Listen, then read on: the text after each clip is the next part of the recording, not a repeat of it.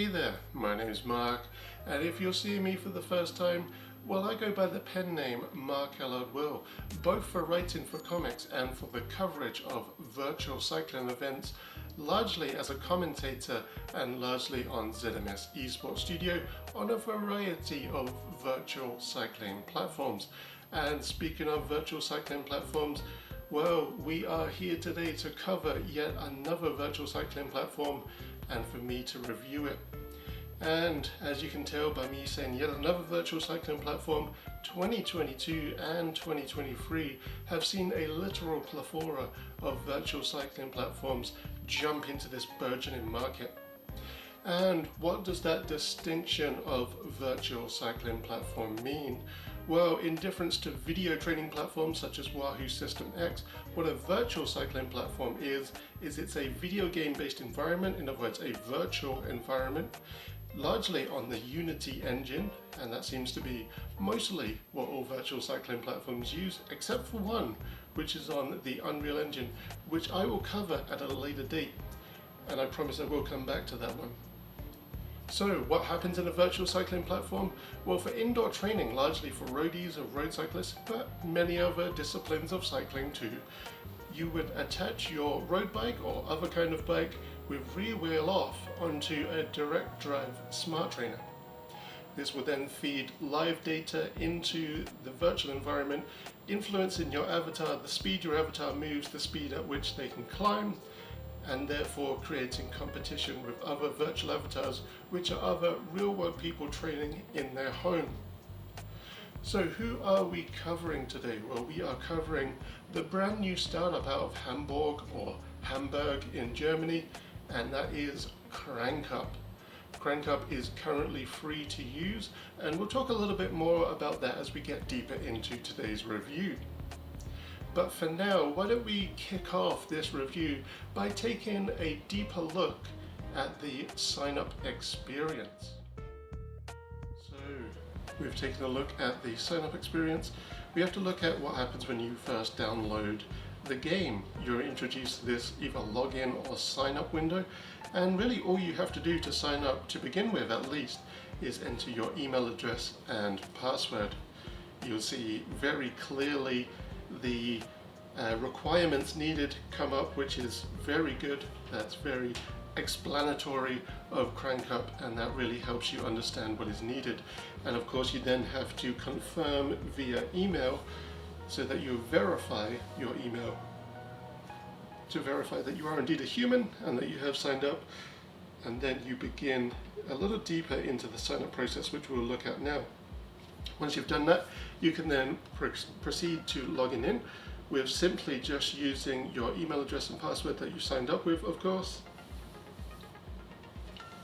And then there was a bit of a surprise for me when this happened. So it authenticates, it signs you in, and then you are led to the realization that you have only really downloaded a toolkit loader, or they refer to it as a launcher, so similar to the Zwift launcher, except this is not a toolbar launcher.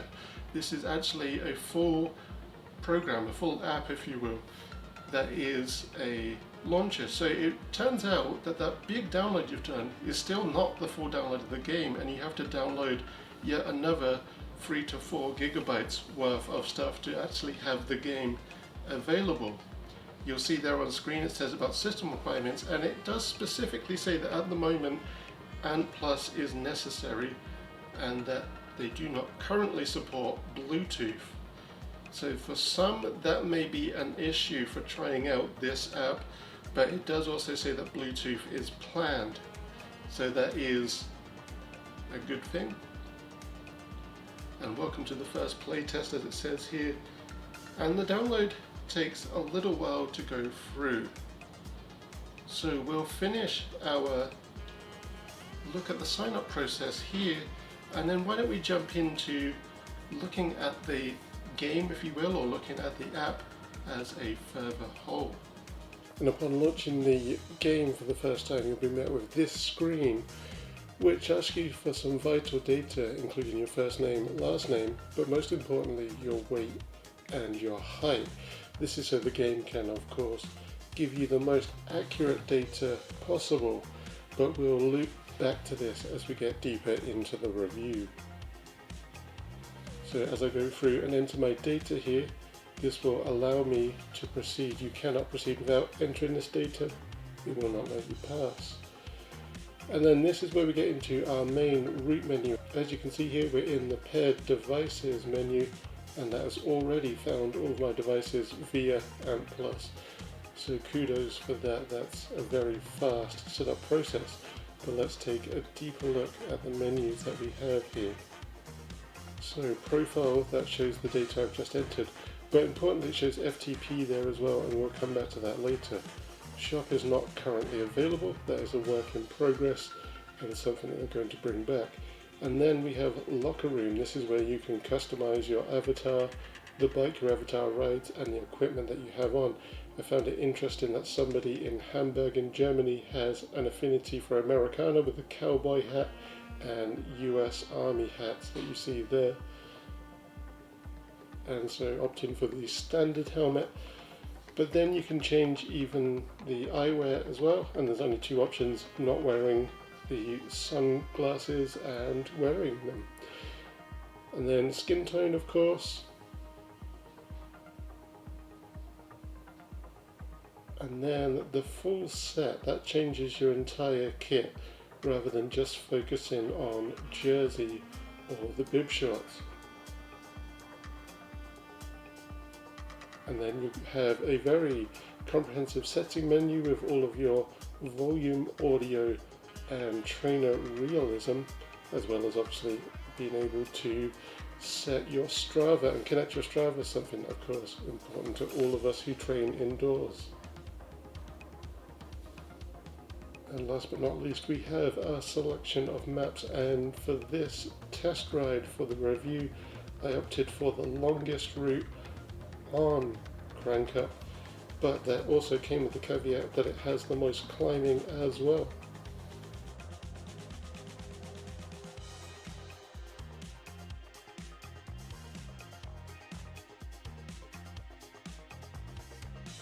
So now that we're through the registration process and we're signed up and we've chosen our map and we've chosen our course and we're now in the game and we're just about to push off here, let's take a look at data and give a review of data, because of course data is all important to roadies, road cyclists, and of course other disciplines of cycling as well. I'm sure it's not just roadies. But in order to review it, let's take a look at what we can see on screen first. So we'll begin with that top ribbon at the top of the screen there, and let's take a look at the far left of it. We can see there the current elevation gain as a percentile, so currently just turning over to that 1% gradient climb, or gradient gain I guess. And then if we move right of that, we can see my current heart rate as BPM, and it's got a nice little denotation of a heart symbol there to really hammer home that that is indeed heart rate that we're looking at, which will be convenient for access at speed. And then if we continue right, in the center of that dark ribbon at the top of the screen, we can see my current speed as kilometers per hour. Just south of that we can see my current power output as watts. And if we continue right of that, we can see watts per kilo and my current watts per kilo. How does that work for the uninitiated? Well, my weight, my total body weight that you saw me enter before as 79 kilograms, well, my power number is divided by that body weight to give us that number that we can see there. So that is always going to be current based on current power output divided by my body weight. Continuing right, last but not least, in this dark ribbon at the top of the screen, we can see my current cadence as RPM, and again a nice little denotation of a little symbol of a chain ring to show us that yes, we definitely are talking about cadence. Again, good for speed. Now let's take a look at the column that is comprised of two little grey soap bar windows on the left here. We can see the power values at the top, and this is quite nice data here. We can see the best power output and average power output for any given time frame, and that starts with 5 seconds going all the way through to 1 hour. And I can confirm, having ridden more than 1 hour in Crankup on this ride, that yes, it does then produce more time frames as you go past that 1 hour.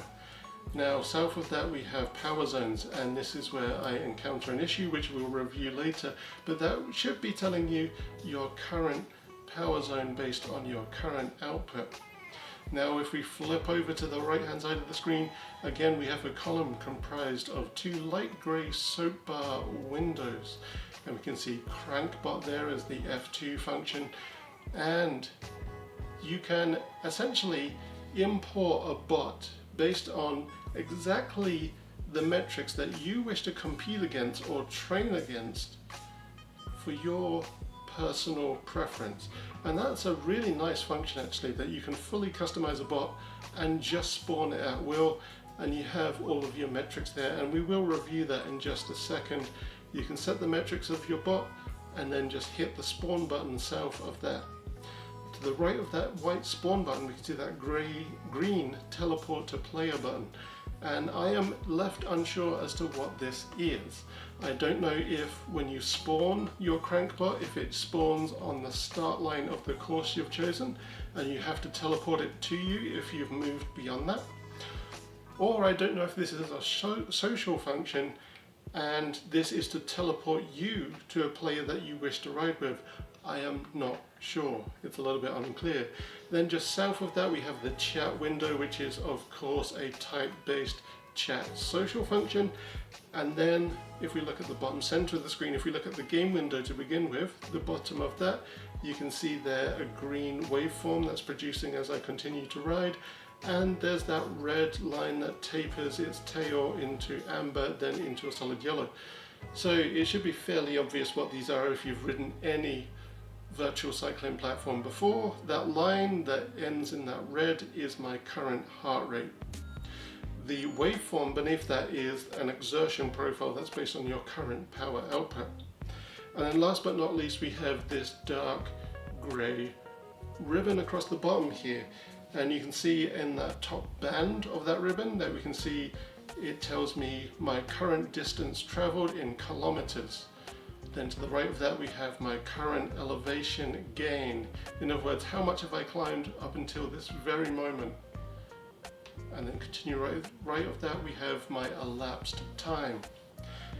And then last but not least at the far right we can see average speed. So this is not my current speed, this is average speed of the entire course so far produced by myself. Then we have the rider list, and strangely it is lateral. Normally these are vertical, and I'll cover a little bit more about that in a minute, but that should be fairly obvious.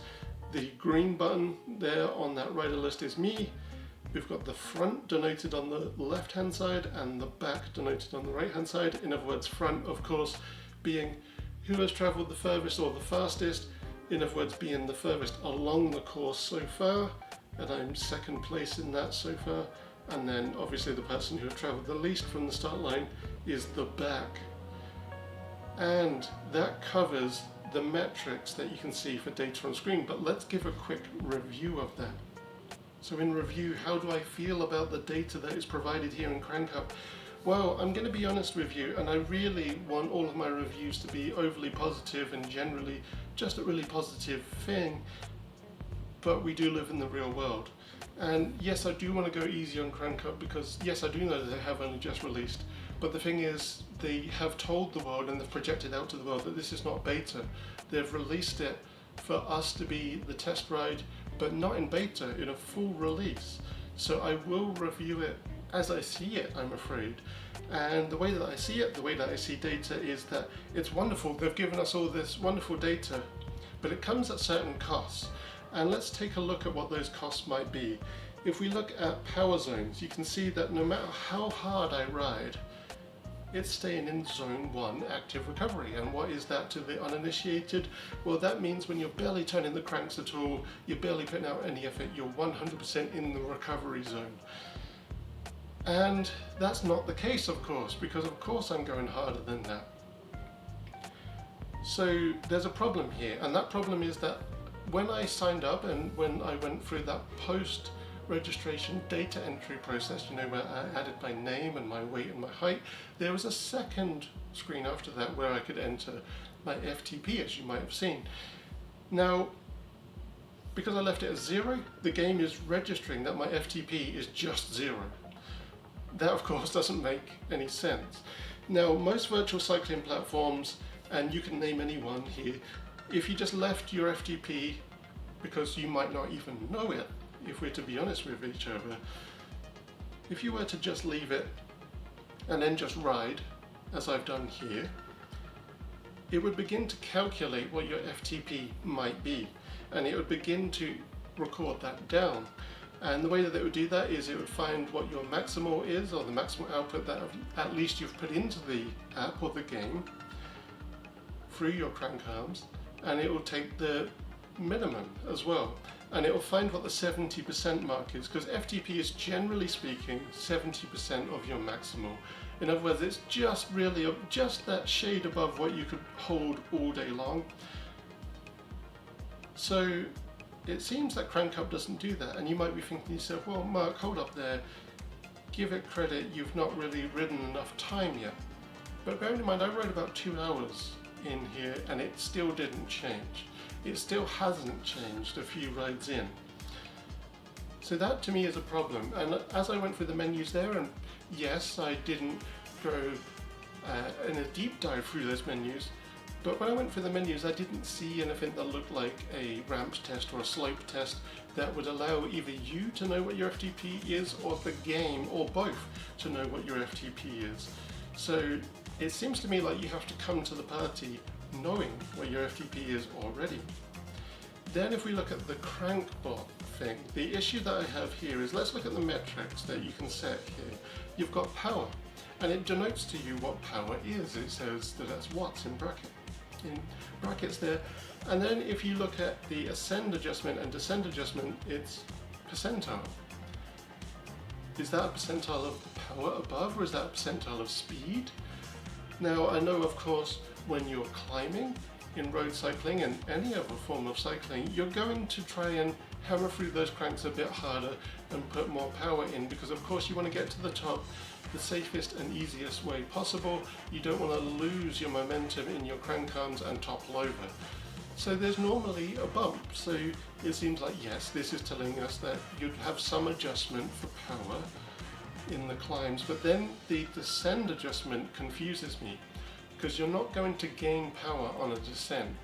In fact, many times you might be spun out, so you would actually be losing some power but gaining some speed. So that then makes me think, is that percentile adjustment for speed maybe? There's no denotation in brackets like there is for the power metric above.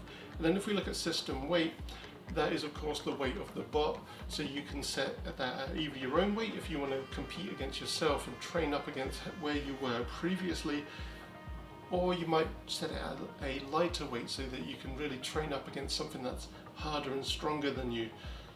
But again, there's nothing in brackets, and yes, this game is in metric because it's from the European Union, and most cycling, if we're to be honest with you, has all of its metrics in metric.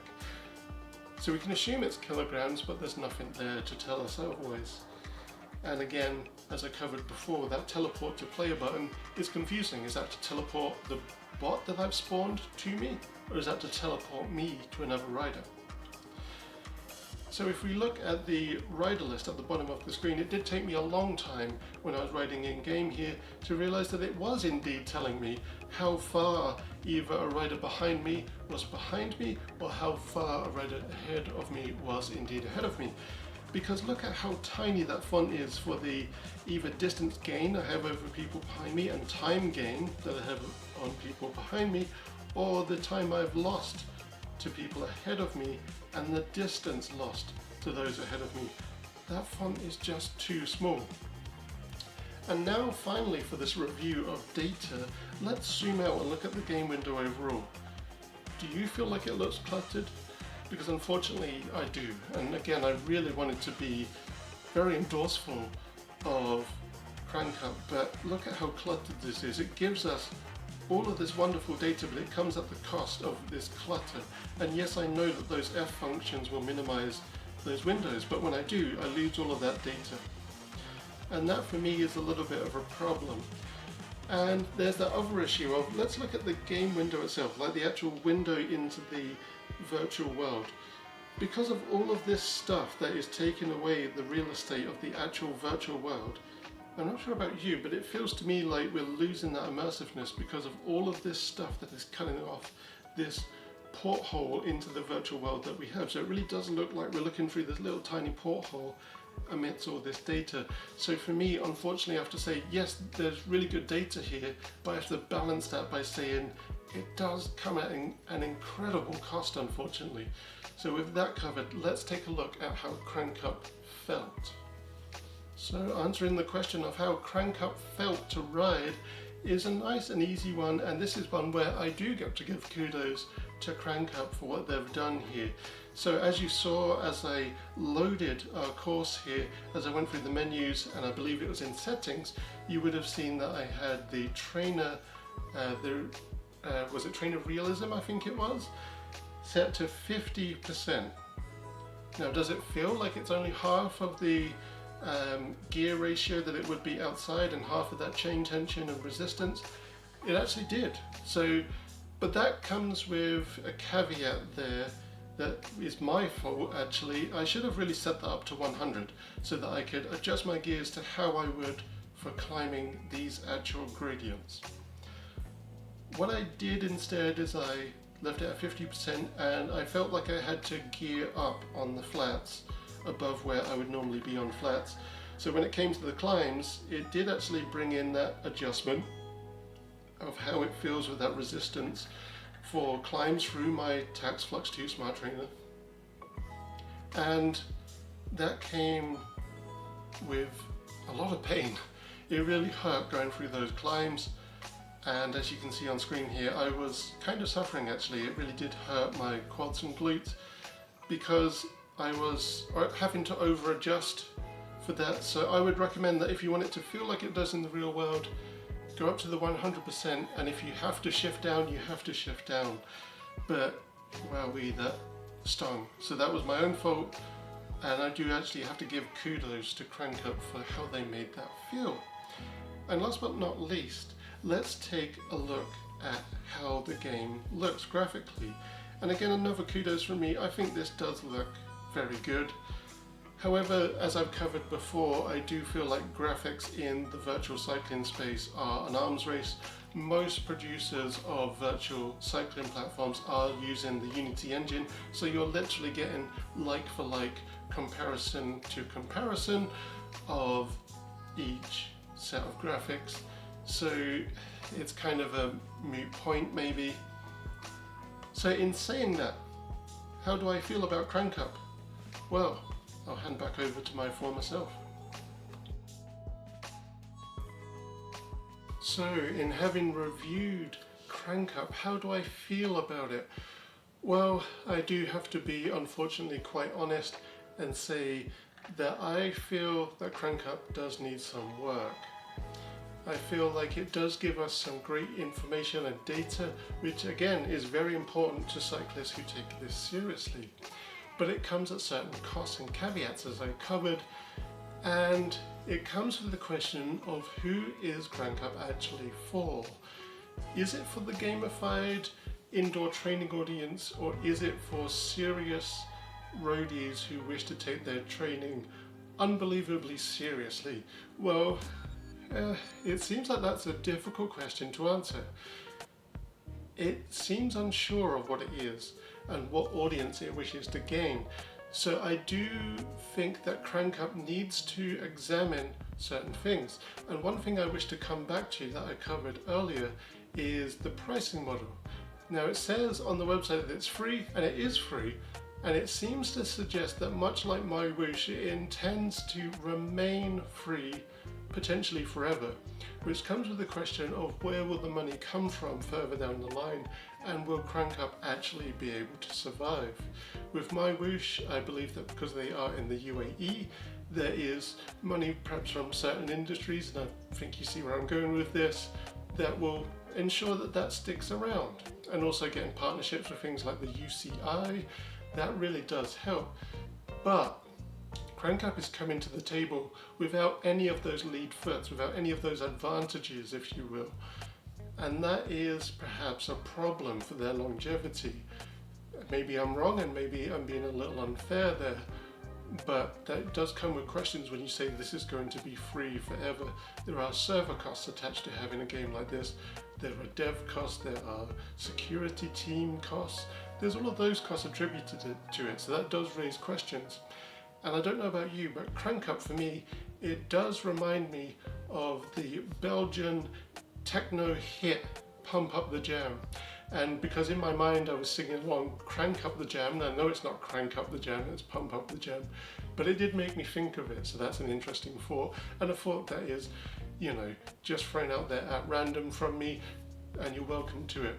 But in short, I do feel that Crankup has some work to do to become the Zwift killer, as every virtual cycling platform aims to be. But it is exciting to see a virtual cycling platform coming out of Germany, and I do wish them the best, and I do hope that they are successful in being able to make those changes that they need to really draw in the best and biggest audience possible. So in summary, thank you for joining me today. My name's been Mark, you've been a wonderful audience, and keep on riding.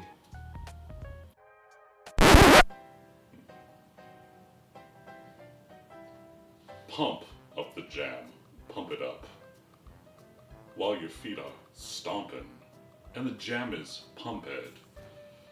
Look ahead, the crowd is jumping. Pump it up a little more. Get the party going on the dance floor. See, 'cause that's where the party's at. And you'll find out if you do that. I don't want a place to stay. Get your booty on the dance floor tonight. Make my day. Make my day. Make my day. Make my day. Make my day.